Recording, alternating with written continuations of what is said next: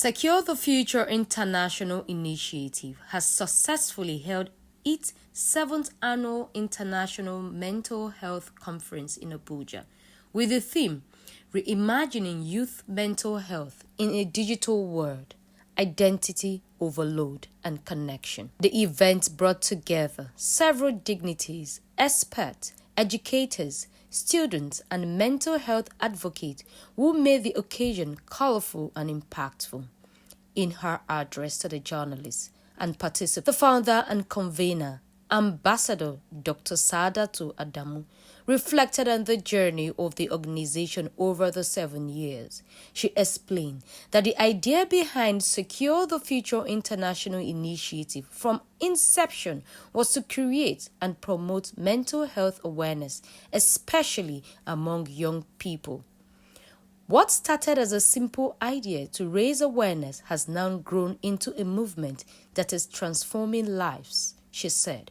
7 years ago, SDF initiative took a bold step of faith, a step driven by purpose and compassion to create and promote mental health literacy, starting with the counselors and principals of over 50 schools, public schools in FCT, which began as a modest initiative, has now grown into a national movement that continues to touch lives, shape minds, and inspire others.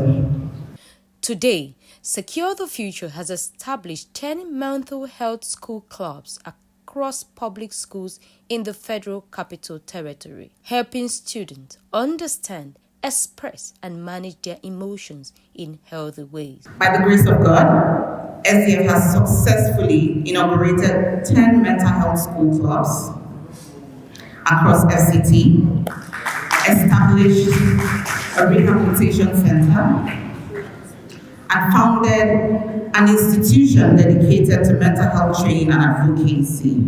And today, we are humbled to announce another major milestone, the official launch of our My Dog app, an app that we believe will really support people within and outside Nigeria. Also speaking at the event, the country director, Dr. Chinemerem Iwanyang, emphasized the importance of mental health education for young people in the digital era.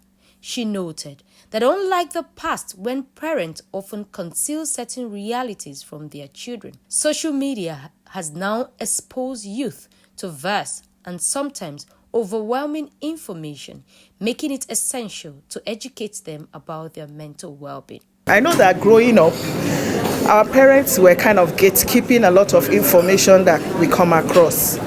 But these days, social media has broken that barrier. And so it's difficult for you to know what your child knows if you don't have a conversation with that child.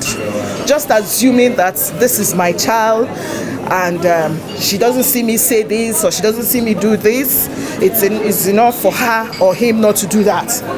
It's not true, because there is somewhere he or she goes to that you don't even know when she does that. In today's digital world, young people face identity overload and constant comparison. They must be guided to navigate these challenges while maintaining sound mental health. She asked. The information they come across sometimes damage their personality, sometimes give them false sense of belonging, sometimes give them that competitive spirit that is not needed for a child, sometimes puts them in the mood to begin to imagine things. You know, there was a time some kids were taking their lives drinking sniper. It was because of the information they were getting from the social media. So a lot is happening with our children these days, and the economy is not even helping us because a lot of our parents are now absentee parents. Participants, including universities and secondary school students, as well as members of the public, expressed appreciation to Secure the Future International Initiative for organizing the impactful conference. Many describe it as an eye-opener that broadened their understanding of youth mental health in the digital space. The annual event continued to serve as a platform for dialogue, learning, and advocacy towards building a mentally resilient generation in Nigeria and beyond. It all boils down to like the family or the guardian or where the child is being brought up. You understand? As much as social media has its good part, it also has its bad part. You understand? So first thing first, from the family or wherever like someone is being brought up, you need to start teaching your child that don't compare your life with anybody. You understand? Because most people, when they see things on social media, they begin to compare their life with who is doing better and who is not doing better. When I am angry with someone, I may do something that the person will not like based on how they teach me in school, I make use of it and I've learned how to control my mind. Mental health is our responsibility. We need mental health in our day-to-day life.